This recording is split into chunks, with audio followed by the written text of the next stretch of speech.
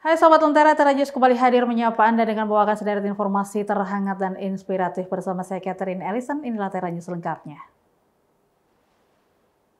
Kita mulai dari Kabupaten Sidoarjo, Jawa Timur. Pemerintah Provinsi Jawa Timur melalui PJ Gubernurnya menyebut akan menutup pasar hewan selama 14 hari jika ditemukan banyak hewan yang terjangkit penyakit mulut dan kuku. Untuk mengantisipasinya, pemerintah Jawa Timur maupun pemerintah pusat akan segera memaksimalkan vaksinasi kepada hewan ternak agar penyakit tersebut dapat segera dikendalikan.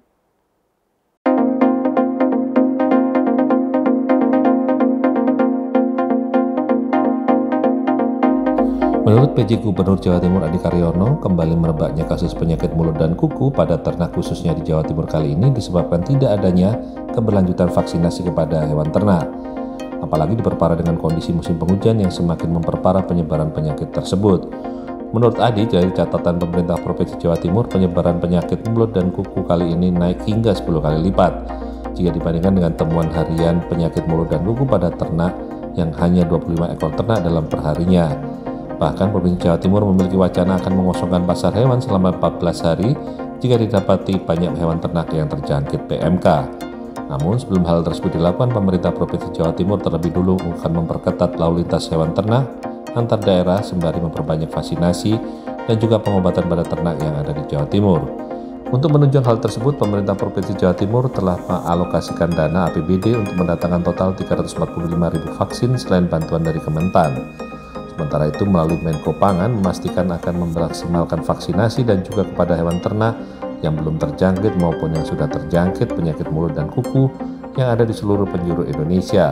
Hariannya 25 ekor ya per hari menjadi hampir 250 ekor per hari. Ini akibat dari masa memang dulu 2022 divaksin, kemudian tidak dilanjutkan dengan booster, ya, dianggap sudah normal. Yang kedua masalah cuaca musim hujan ini biasanya ini. Tapi kita sudah ambil langkah-langkah. Yang pertama kita untuk pemeriksaan di perbatasan. Yang masuk minimal adalah yang 1 kali vaksin, ya. Yang kedua pengobatan bagi yang sudah terkena. Kemudian kita lakukan vaksinasi. Ya, kita dapat bantuan vaksinasi dari Puspetma, Kementan, dan kami juga dari APBD sudah teralokasikan, sedang dibeli vaksinnya juga 25.000 dan beli lagi 320.000 untuk supaya sapi-sapi anakan yang belum vaksin kita vaksin. Diharapkan dengan memaksimalkan vaksinasi dan pengobatan ini dapat menekan penyebaran penyakit ini. Alan Sori melaporkan untuk Lentera TV. Kita ke informasi selanjutnya, pelaksanaan program makan bergizi gratis di Sidoarjo mulai dikeluhkan oleh para siswa. Para siswa tersebut mengeluhkan hilangnya susu dalam daftar menu dan sejumlah siswa mengaku bahwa telur yang dihidangkan ada yang berbau tidak sedap. Sementara itu, menurut Gubernur terpilih Kofifa Indar Parawansa yang sedang mengecek pelaksanaan program tersebut mengatakan bahwa program ini harus disukseskan dengan semangat kebersamaan dan kesetaraan.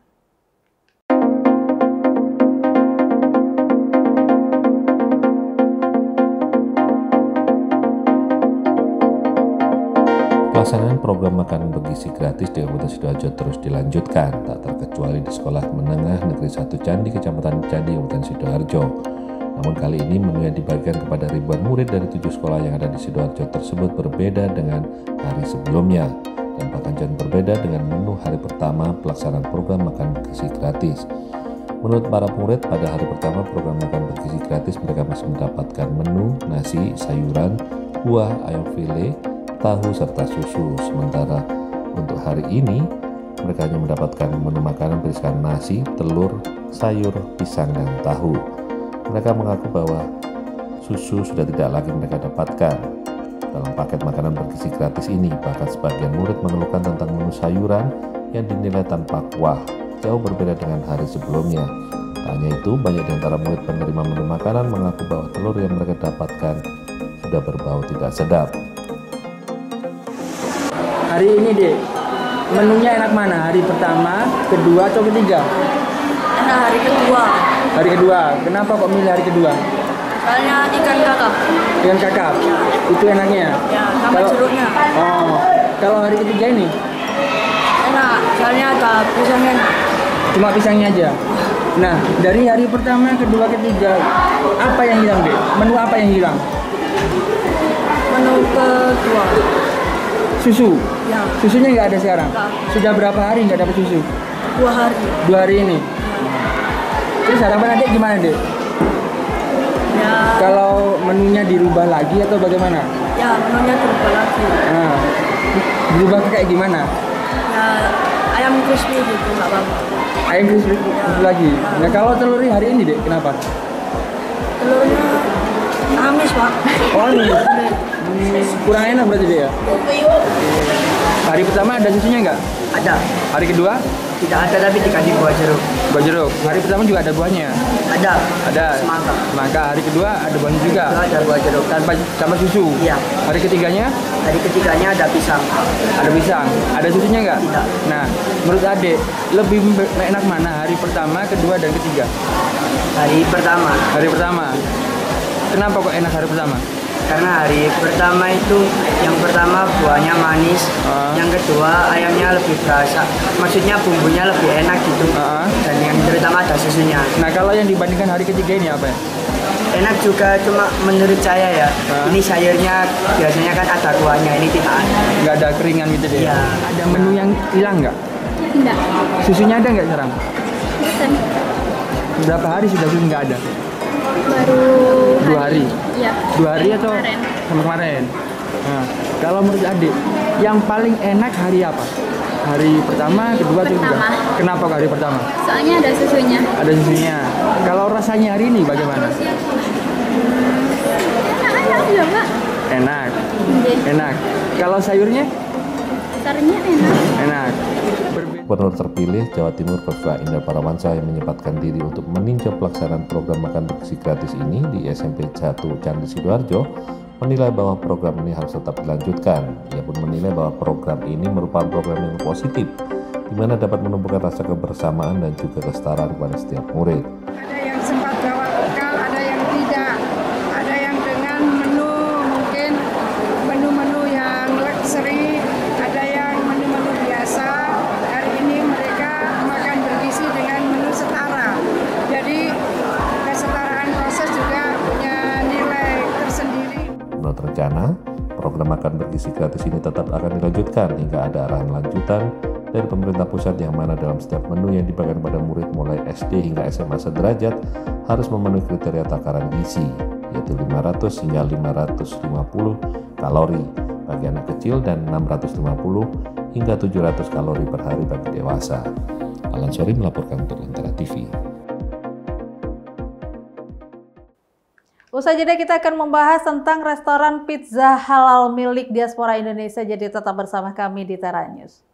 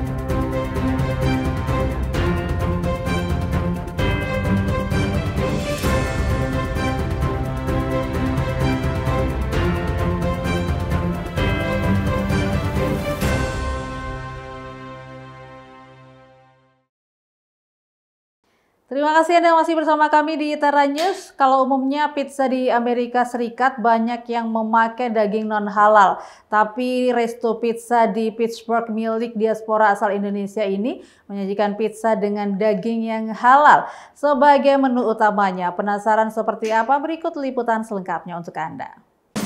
Semakin banyak diaspora Indonesia yang membuka usaha kuliner di Amerika. Salah satunya Uptown Kitchen di kota Pittsburgh, negara bagian Pennsylvania. Susah nggak ya? Hai, saya Haryadi. Saya pemilik Uptown Kitchen di Pittsburgh, Pennsylvania. Hari bekerja sama dengan seorang temannya asal Aljazair, Nuruddin Bobace. Mereka memutuskan membuka restoran pizza halal. Kita melihat sejak awal marketnya semakin besar. Ternyata setelah kita buka, bahkan kita cantumkan di menu, kita punya logo halal. Itu orang tetap aja datang ke toko. Banyak orang juga ternyata yang bukan non-muslim pun juga mencari bahan makanan nggak berbahan baku pork. Dari mulut ke mulut, mereka cerita ke orang, terus banyak kita nambah customer seperti itu. Apakah mereka juga pernah bilang, oh nggak ada bedanya gitu rasanya? Beberapa bilang seperti itu, nggak ada bedanya dari sisi rasa, tapi mereka punya keyakinan saya merasa lebih sehat gitu. This store do not sell any pork product. Right, What yeah. do you think Hello. about that? Yeah, no, I think it's great. So the man that owns the building is the head of the ICP, the Islamic Center of Pittsburgh. And so it's really nice that, everything's halal too for that community too, Restoran yang beroperasi mulai dari jam 10 pagi hingga jam 1 pagi ini, separuh karyawannya adalah orang Indonesia. Susah nggak sih bikin pizza? Oh, you like? Enggak sih, cuman pertamanya takut.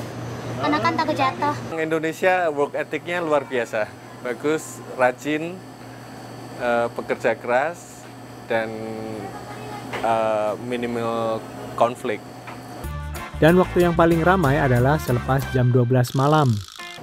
Because so we work with hotels and hospitals, okay, and the houses. Yeah, for this I think for this. And since before COVID we're busy in the daytime. Sekarang saatnya pesan makanan yang biasanya tidak bisa saya makan.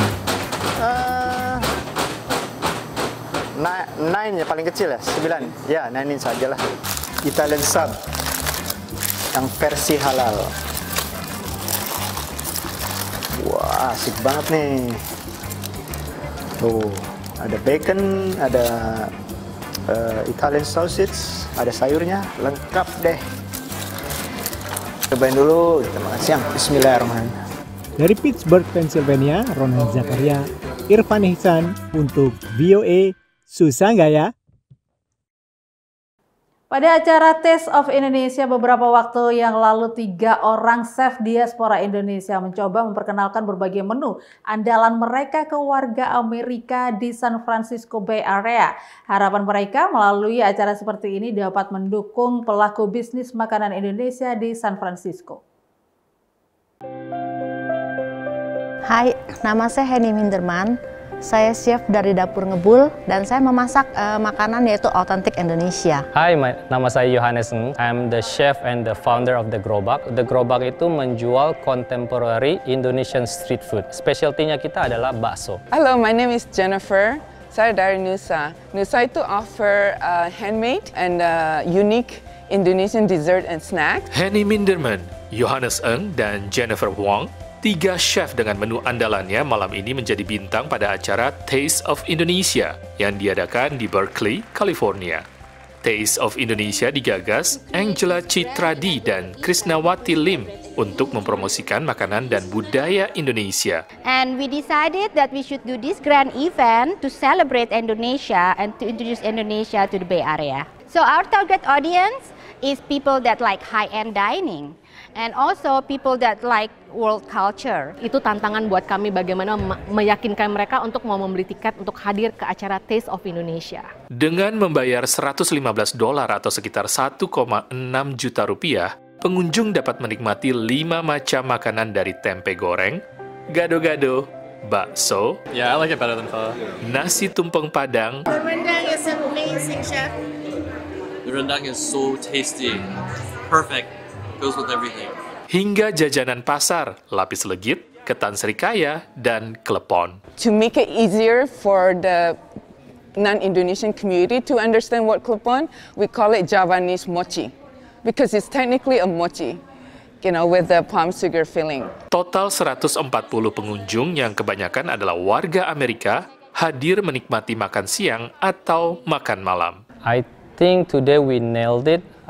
Makanan yang di return hampir semuanya habis.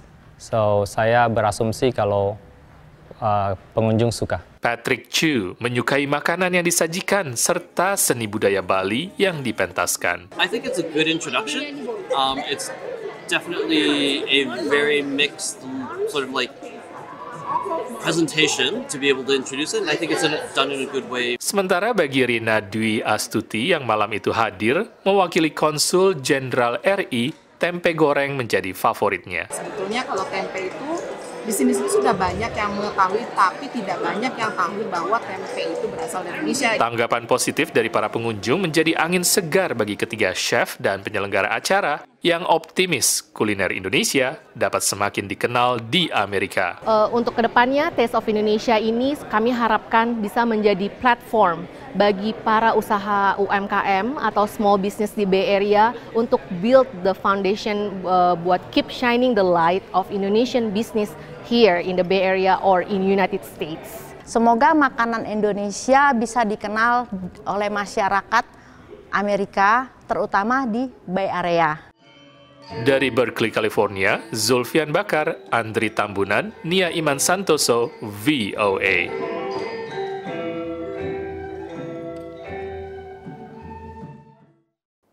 Dan informasi dari San Francisco tadi mengakhiri Tara News saat ini. Anda dapat saksikan kembali tayangan saat ini di YouTube channel kami, Lentera TV Media, dan website kami lentera.tv. Saya Catherine Ellison, pamit undur diri. Terima kasih dan sampai jumpa.